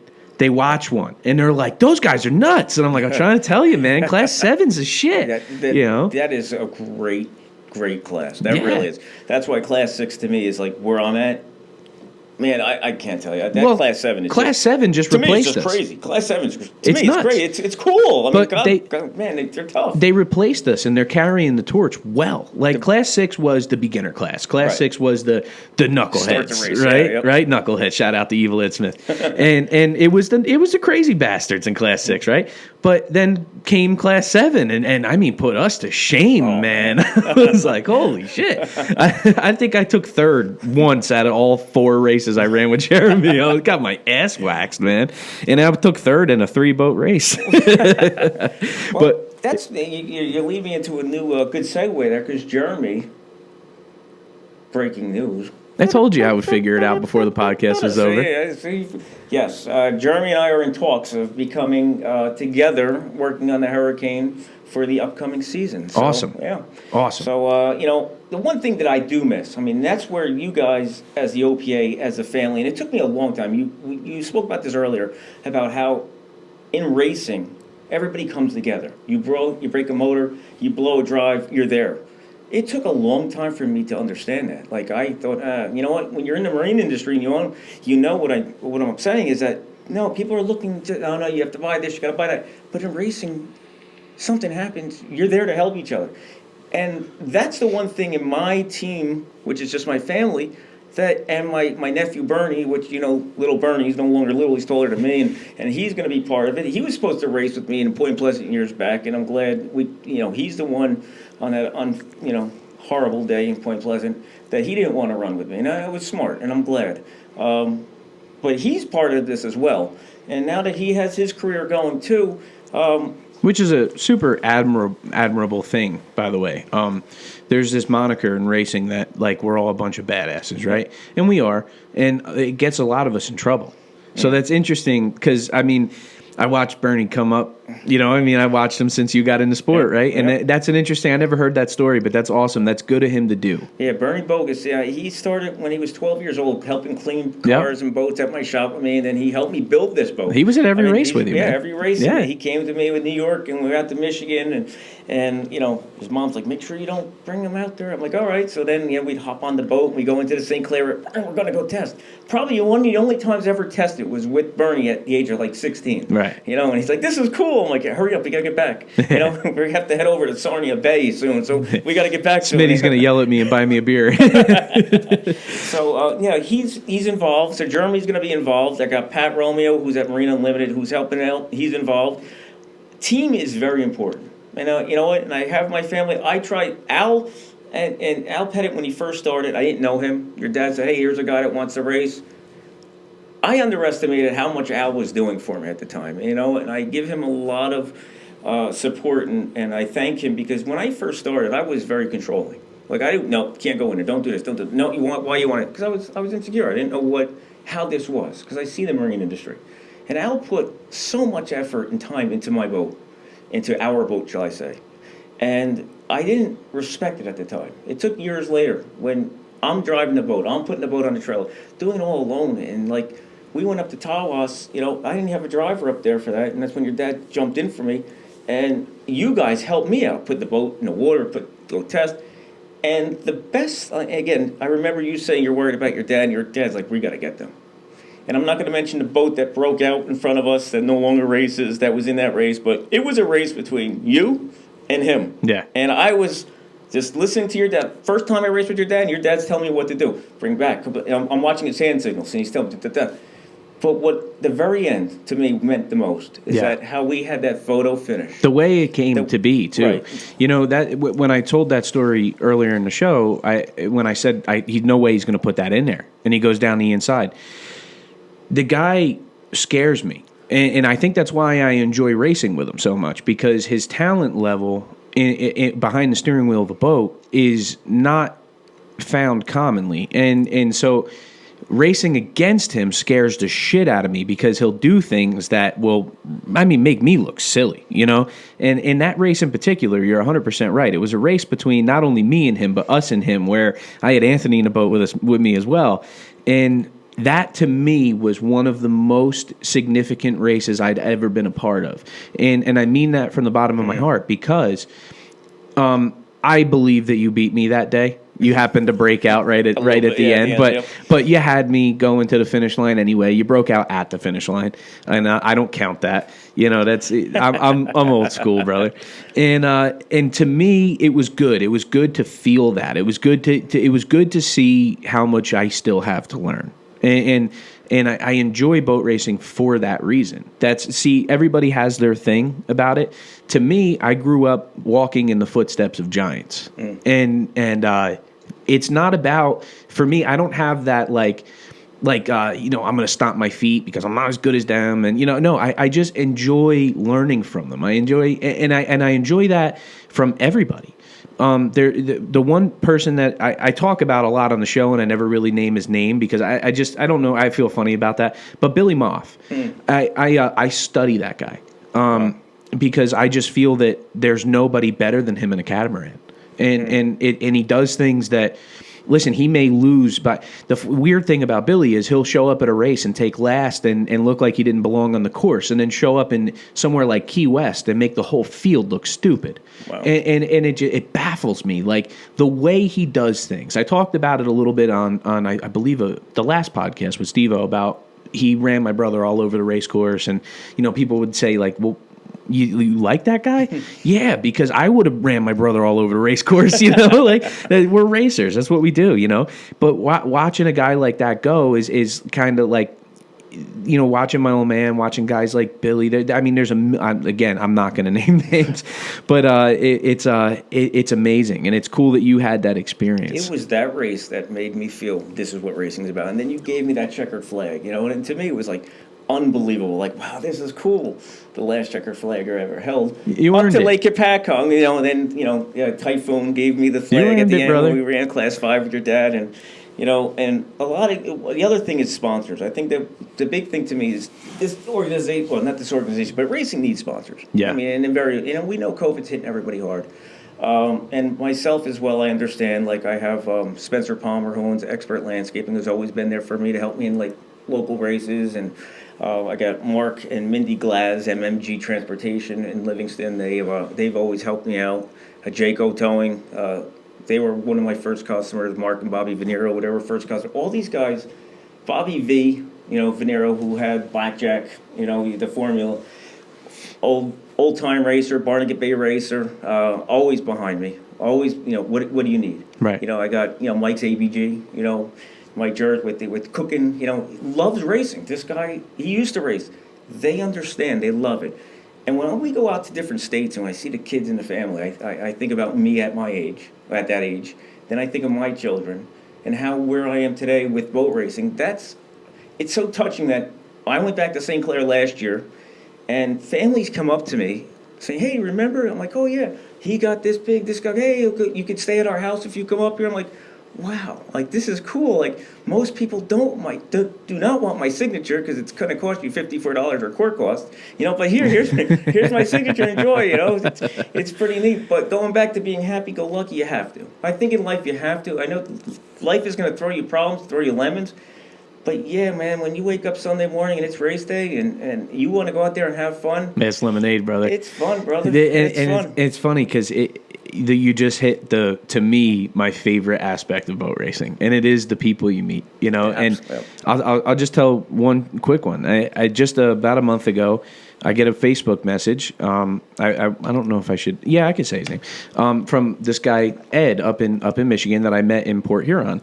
And his son Evan, I think he was 11 at the time, I believe, young kid, and he was just infatuated with what was going on around him. Just had never seen anything like this. And then on top of that, his favorite boat was mine, the green boat. And so I did what I felt I needed to do because I'm big at paying it back, right? Like when I was a kid. My very first in with a race team was Firewater. Bob Oliver raced with Herb Stotler and Levi Santana. And, he just had the coolest shit. He had a 47 Apache, a 41 Apache, and they were both just bad. You know me, man. Apache's my favorite boat.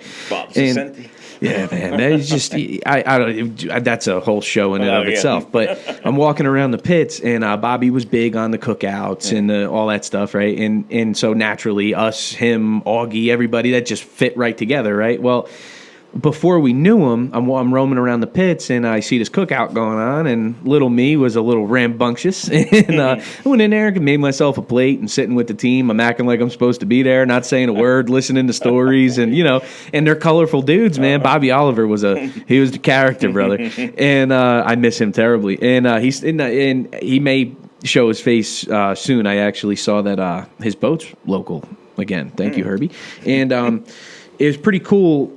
He turned over and kind of just noticed I was sitting there, and it was just talking to me like a normal kid. Went in the shirt, went in the truck, got me a shirt, and I just thought that was like the coolest thing ever, right? And then here's this kid Evan in Port Huron, and I'm looking at this kid the way Bobby Oliver looked at me, and I'm like, this is insane. So I took him under my wing. We won Port Huron. I gave him a trophy. Oh, that's cool. I said, take that. No, I can't take your trophy. And I don't want to say these things end up collecting dust, buddy. Take it, man. It's cool. It means something to you. Well, he wouldn't take it. I said, all right, I'll make you a deal. I said, take the trophy, take it home, and then bring it back to me in St. Clair. It was 2 weeks later, right? So sure as shit, I pull into St. Clair. Here's the kid with the trophy, right? And I'm like, awesome, right?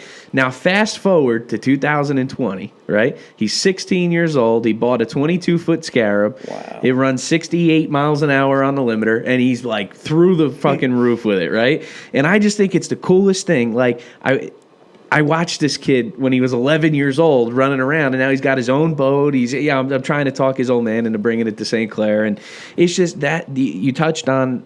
To me, what is the coolest thing is we're not NASCAR. We'll never be NASCAR. Thankfully, it's fortunate that we're not, because you would lose all of the amazing things that make us enjoy what we do so much. It's not. I've been to Dover, Pocono, Daytona, Martinsville. I've been to these. I've never met a driver. I've never met a crew chief. I've never even met a crew guy. Right? I've never even seen one, right? Yep. Not powerboat racing. You pull in, you probably parked in my spot, right? Right. You're probably blocking my boat. Right? I probably got to yell at you to move your car, and it's just so personable. That to me is everything. That's why we do this, because if we don't do that, there won't be any future boat racers. That's what pulled me in. That's what pulled you in. That's what anybody I talk to, every time I do a show, I ask that question: how'd you get into boat racing? Because everybody, and it's always a different story, but it's the same way, right? Direction, yep. And I think to me that's cool to see that there was that many people that saw the importance and taking the time to talk to you. Yeah, that's true. Because it's important, man. I hope it stays together through. One of the big things, again, with family was 2 years ago with Lake Apaco. We ran Class 5. because it was we did the Fall Rivers before that. It was Breakout Central. Right. And you broke us out, and we were I got hosed down by everybody after the restart, and we had our own race going on. But it was the first time back, and we're having fun and not realizing these guys are that competitive because of points and everything. Sorry, it's my first race in a couple of years, and I blew your race because we're kicking butt. But it was what happened afterwards. Is that in the Lake Hopatcong race, it was just 2 Class 5 boats. You and Rob, right? Yeah, and Typhoon. Yeah. And in the end, we got second. We broke up. He came over and gave my kids the trophy, and they were so excited by that. Like they were like, "This is amazing." Like, Rob did that, or Randy? Randy did. Randy did. Yeah, Randy did it. Randy's a class act, man. Randy gave it to him and says, "Look, you guys earned it." And the kids they were so excited about it. Now it's in the garage because I got to put my own little, my only trophy that I got in my participation trophy. Well, that's gonna change, man. Well, we're gonna try. I'm super happy to hear that you're lining up with Jeremy. We're lining up. So I got to tell you, because, and I'll just tell you my personal opinion. I raced with him 4 times, and I was thoroughly impressed. Unfortunately, going into this year, just schedules and COVID and bullshit, and just he couldn't make it. And I kind of thankfully, because I had seriously underestimated the amount of work that goes into that Super V Light. There's no way I could pull off double duties and triple duties, and I just can't do that.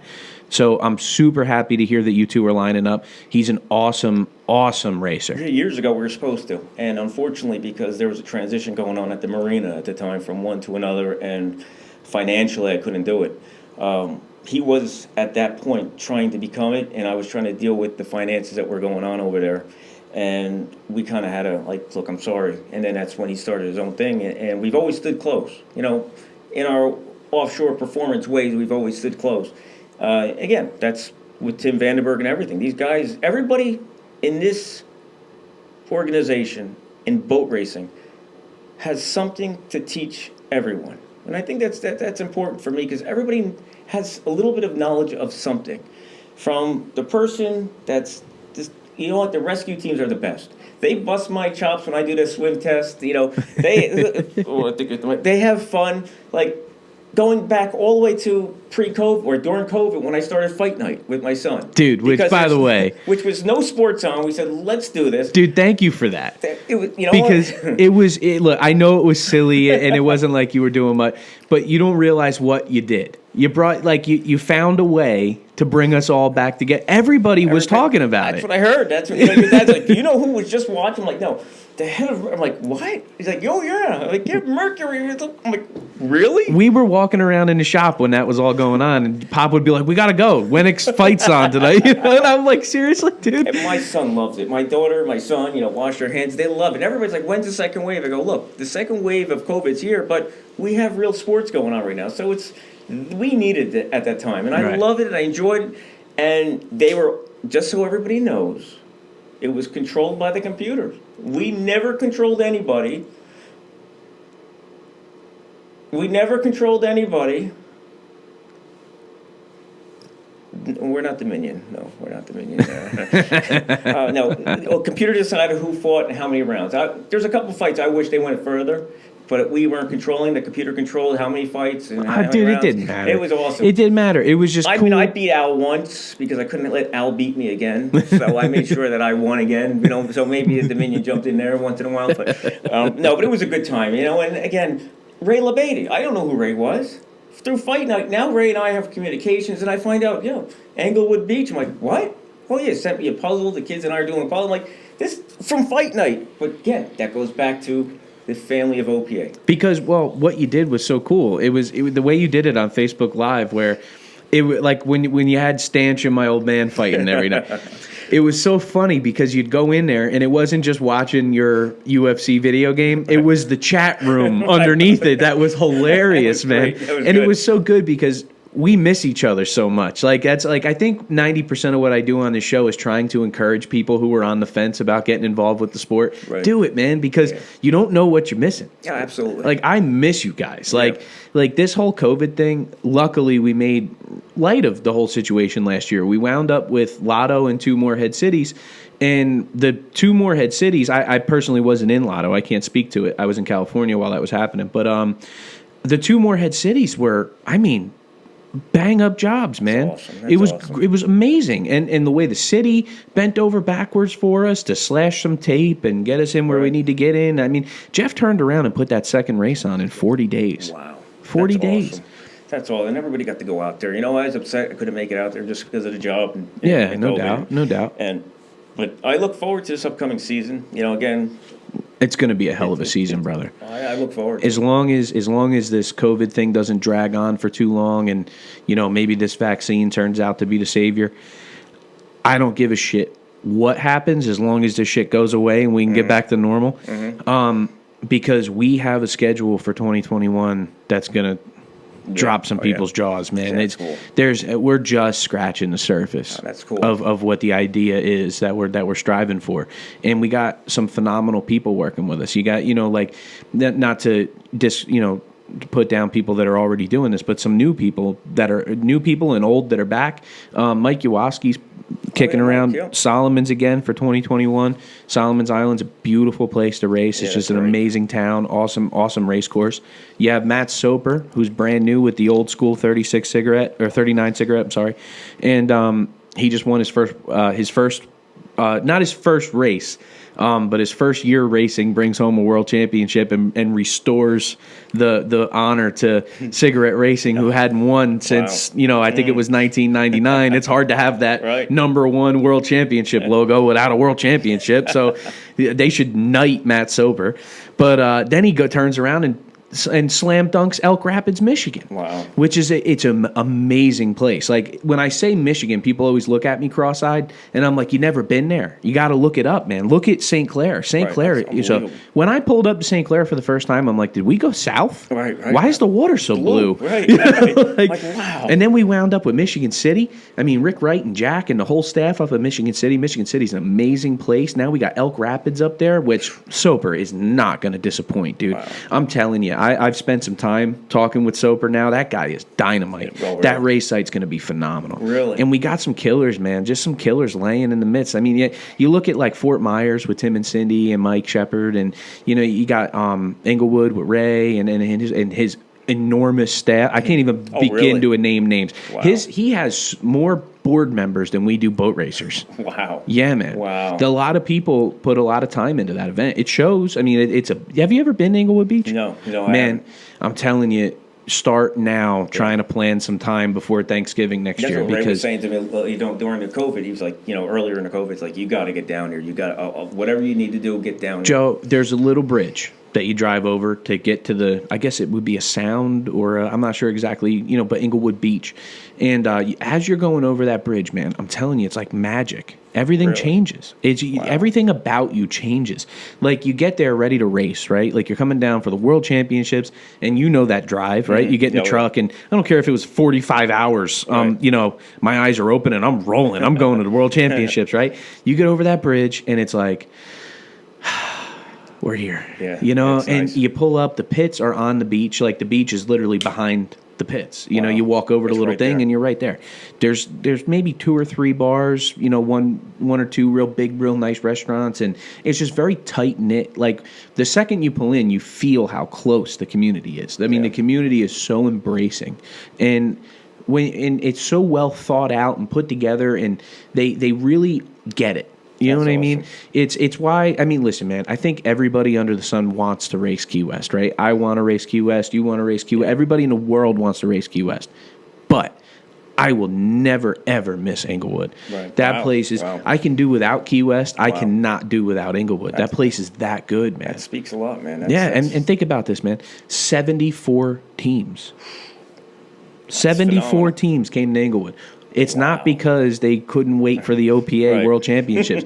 I'm telling you, man, these guys planned their year around Englewood. That's awesome. When it man. got canceled last year, there was like, I was seeing like family members of teams that were posting like, so sad, gonna miss my really? Englewood Wow. trip. And I'm telling you, man, you gotta make I it. have to make that It's an one, yeah. amazing place, man. I look forward to it, man. I'm really looking forward to the future of everything, and a lot of this with me, with the powerboat racing, law enforcement. My boat represents, fallen officers, fallen gentlemen, women, everybody of every opportunity in life. My boat represents them going out there and winning again.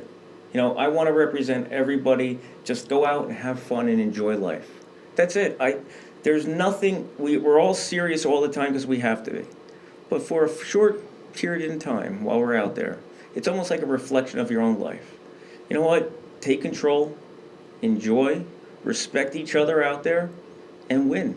Because you know what? Nobody was born to lose. Everybody wants to be a winner. And in the end, when you're all back on the dock, the boats on the trailers, we're all winners. We're all winners. We're all happy.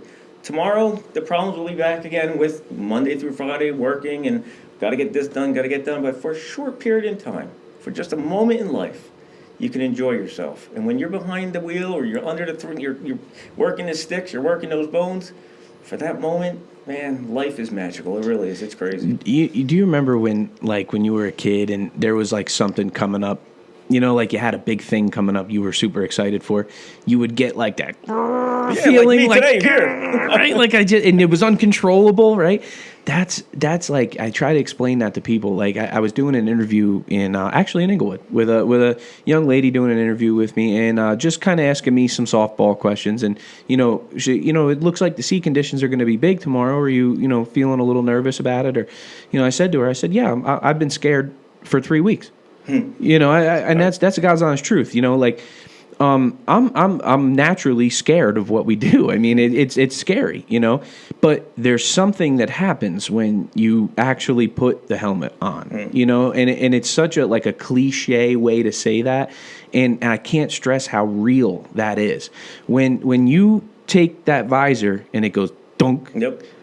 That comes back, right? I just can't wait to go, and for however long that race lasts, nothing else mattered. No, it's crazy. Nothing else mattered. I didn't give a shit what was happening around me. I don't care if the world was on fire. I was trying to win that race. I didn't give a shit what was going on, Well, what's crazy too is, just so everybody knows that, and this is my perception when I'm in the boat and first or last place, third place, fifth place, I'm always looking around for other boats. I always do look at the spectators. Yeah, me too. It's funny you say that. You're looking at even if race control's in the middle, Stu Slotnick or D's in the middle with the flags, you're always looking at the stadium or the people on the stands or on the beach or on the boardwalk or at the restaurant. You're always looking. I'm like, that's cool. It is cool, man. And it's cool. When you see all of them, you're like, thank you. Like, I'm going by going, thank you. That's why I'll take that American flag out there and I'll fly and make sure everybody knows that, hey, I thank you for being here because I'm out here because of you. If you weren't out there sponsoring us, being there, watching us, having fun, creating dreams, I wouldn't be out here either because it wouldn't be fun. I'm not out there for myself. I'm out there for everybody. I want to build dreams, build future, and let everybody have fun because you know what? That's what boat racing is. And from here, from the past to the future, it's all about love and everybody working together. Right. And I think that's really what everybody needs to do in this world is just try to all work together so we all can be happy. Right. It's not going to be perfect days every day, but we're going to be all right. Well, dude, and it's funny you say that because St. Clair is one of the places that comes to mind when you think about, looking at the stands. I mean, oh my God, that is literally like being a superstar. I mean, I don't know if people realize how many people really show up in St. Clair. I mean, it's tens and tens of thousands of people. It's a lot of people. There's been impact studies. I mean, I have the legitimate numbers of how many people were there. It's insane. Wow. And when you go by that wall, I've been very fortunate in St. Clair. I've always had a good boat for that race, and I never missed the opportunity to come down that wall with the flag. And it has nothing to do with me and everything to do with them. That's not me chest pumping. That's me saying thank you. Right. You know what I mean? Yep. Because I mean, without the fans, would there still be offshore powerboat racing? Yeah, because there's no way we wouldn't do it, Right. But it would be for nothing. Right. Other than just us having a boat ride. But it's cool having everybody out there, man. It is. It's neat because if I'm not racing, I'm one of them. And you know what's cool? You can kind of bet your ass that every person that got themselves to the beach or to the seawall or however you're watching, they all love it just as much as you do. Yeah. That's the awesome thing about the powerboat racing fan base is that they're as invested as we are. Yeah. There's fans that I get in conversations with, and I say fans, really most people surrounding racing have been involved in some facet or another throughout the course of their life, or they knew somebody who was in the racing, or so it's usually an educated conversation with a fan. It's not usually like a educating seminar. Yeah, It's more like a conversation. And I learn something every time I talk to people. Oh, no, this guy ran that boat, or this boat won that race. And I'm like, holy shit, I didn't know that. Like how I didn't know your boat was the one from right next door. Right next door, right? Like, How about that? Yeah. So, I hate when I get somebody like yourself that comes up and says, hey, what do you got in there? I'm like, oh, I got a 598 cubic inch, 701 horsepower motor. Oh, yeah? What kind of block? What kind of exhaust? Oh, hey, Jimmy, how you doing? I don't know. I changed the oil. I changed the plugs. What kind of plugs? Oh, yeah, I got you, sir. How you doing? You guys know it. Oh, well, I can drill this over that, because that's your profession. You're an expert, and I have no idea. I go, you know what? I got XR gears in the top and XR gears in the bottom. One day I put the wrong prop on and going forward with reverse. Is that okay? Chuck, I'm about to race Manilokin. Is it all right if I'm in reverse forward? Yeah, you got the same gears. Thanks, Chuck. Then you get the guy that doesn't know, like me, and you learn as time goes on. You have to do it. In order to work on a boat, and you have to start learning. You just got to do it. You have to, otherwise you're not going to afford it. And really, the best way to learn is like I worked here my whole life. I mean, ever since I had a way to get here, I worked here, right? And I didn't really start learning. Like I mean, I knew how to do most shit. I mean, bottom paint a boat, change a water pump. I could do all the run of the mill stuff. I didn't really learn until I had my own boat. Like working on that green boat all those years, it was like my brother and my old man put me through it. You got to do it. You got to do it. And that's when I really started to learn, because it wasn't so confusing. It wasn't like I'm working on a Sea Ray and then tomorrow I'm working on a Baja, and then I knew that boat. Right. I knew that boat inside and out. I was invested in that boat. I loved that boat. So it really gave me an opportunity to, like, learning's always kind of tough, but it's really, really easy when you enjoy it. Oh, yeah. Right? Absolutely. It sticks. Yep, And absolutely. so, like, that's the best way to learn, man. Is just start, when shit starts breaking, take it apart. Yeah, you're Take it right. apart. What's the worst case scenario? You can't put it back together? Yeah. And that's what I'm right learning from here. everybody. But you had it, I brought it when, and again, you guys made Lake Apacong that last time it happened for me. My mother was very sick. She was in the hospital. She's doing well now, but last year at this time when we had the Lake Apacong race, it was very hard times for me. In and out of hospital, my mother was on a respirator, and Al was like, "You're gonna run the boat." I'm like, "No." He brought the boat over here. You guys, next thing you know, you're sending me a video of my boat, boom, boom, in slow motion, boom, boom. I'm like, wow, look at this. And you know what? And The funny thing is, I went to Giant Stadium to get that alternator. Did you really? Dude, I was laughing. I'm like, you're lucky I love you, buddy. Oh, wow. I didn't know that. Well, it's the Giants at least, That's it, man. Wow. I got to go see my But buddies. you guys made it happen for me, and I enjoyed it. As soon as that race was over, That's what it it's was all going to about. happen because your dad told me it was pouring that morning. Remember, it was pouring. No, we're racing. And then D coming up to, where's Ed? I go, I don't know. I guess you guys broke down in a Viper. And Tim's like, you want me to get your helmet? I'm like, yeah, please. I didn't even know we got third. Next thing I'm in the hospital, sitting next to my mom. Tim and your dad sent me a picture of third place. I'm like, yeah, that's cool. Like, it put a smile on my face. And that's what it does, and people don't realize it. Racing does that. And then, you're back to life. But, man, that's why I do these silly things. Like Darren Dubrow is a buddy of mine. He owns a printing company, I guess. Vinyl. He's the first guy that did my wrap for me and made all the logos and everything. And he does a great job. It's called Sign Me Up in East Hanover now. This, to me, was awesome. Like, you just get a water bottle and you put your logo on it and you hand it out to people at the pits and you see people drinking your water. Like, this is cool, I told you it's time for water now. But it's cool because it's marketing. It's just, there's no money being made on it. It's just cool to see. Like, I have it on my desk at work. I wear the hat around. When I first started the business, the logo was everything to me. And I'll never forget, I think Patnoid was the one, look, logo is everything because you see Apple, you don't need to see the word Apple. You see the logo Apple. Right. Same thing. You see Volvo, you see Audi. You don't need to see, I'm like, Hurricane. So what is it? It's the Calico Jack with 2 torn Hurricane flags on it. Now, you don't need to see Hurricane. It's there. I'm like, yeah, that works. I'm not making money on it, but it works. It looks cool. Right. But it's neat. But I like to share it. So, I think everything was, again, I love this. I appreciate everything that you and your family and the OPA and everybody involved in the OPA. Again, rescue teams, first aid, Stu Slotnick, race control. He busts my chops. Even law enforcement. All of a sudden, I hear over the air 99. All my different numbers 567 66. I'm like, wait a minute. We're at the MTV Music Awards in Newark, and I hear 991216667 race control. I'm like, Stu, what's up, buddy? It's pretty cool. But I really appreciate everything, and I'm glad you had me on. I just everything's gonna be good, man. I think we're gonna have a good end of 2020. Don't worry about politics. Look, that's above our pay grade. There's nothing we can do about it. Pro or against, don't worry about it. We have our own lives. We can march forward. We all will be positive. We'll make it through, and. One of the biggest things I want to tell you about, in case this is airing this week, there is a chance of a snowstorm here in New Jersey. So for all our local weather people here in New Jersey, even as far south as Cape May, Monday, this is probably airing, so I'm either going to be wrong or right. Doesn't matter, I don't get paid for this.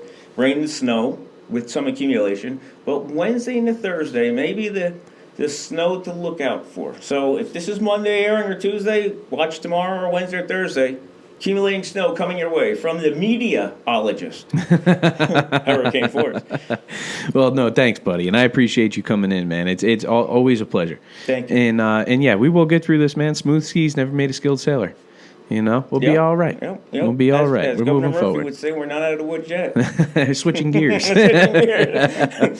Thanks for coming in, buddy. I appreciate you. Thank you, everybody.